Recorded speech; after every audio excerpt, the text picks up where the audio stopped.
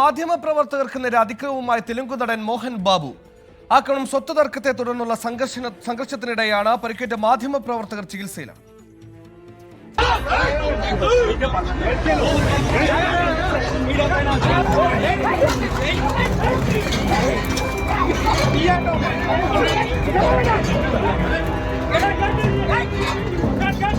മോഹൻ ബാബുവും ഇളയ മകനും നടനുമായ മഞ്ജു മനോജും തമ്മിലുള്ള തർക്കം വിശദീകരിക്കാൻ വിളിച്ച വാർത്താ സമ്മേളനത്തിനിടെയായിരുന്നു നാടകീയ സംഭവങ്ങൾ.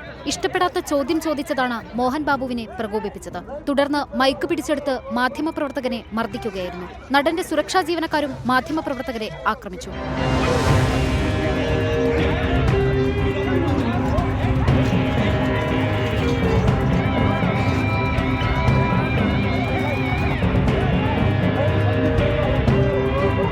റിപ്പോർട്ടറെ ഉടൻ തന്നെ ശംഷാബാദിലെ സ്വകാര്യ ആശുപത്രിയിൽ പ്രവേശിപ്പിച്ചു. മാധ്യമപ്രവർത്തകന് കവിളിൽ എല്ലിന് 3 പൊട്ടലുണ്ടെന്ന് കണ്ടെത്തിയിട്ടുണ്ട്. അതേസമയം കുടുംബ പ്രശ്നങ്ങൾ രമ്യമായി പരിഹരിക്കുമെന്ന് മോഹൻ ബാബുവിന്റെ മൂത്തമകൻ മഞ്ജു വിഷ്ണു പറഞ്ഞു. ഡിസംബർ 8-ന് അജ്ഞാതരായ 10 പേർ വീട്ടിൽ കയറി അതിക്രമം കാണിച്ചെന്ന മനോജ് നൽകിയ പരാതിയിൽ പോലീസ് കേസെടുത്തിട്ടുണ്ട്. 24 ബംഗളൂരു.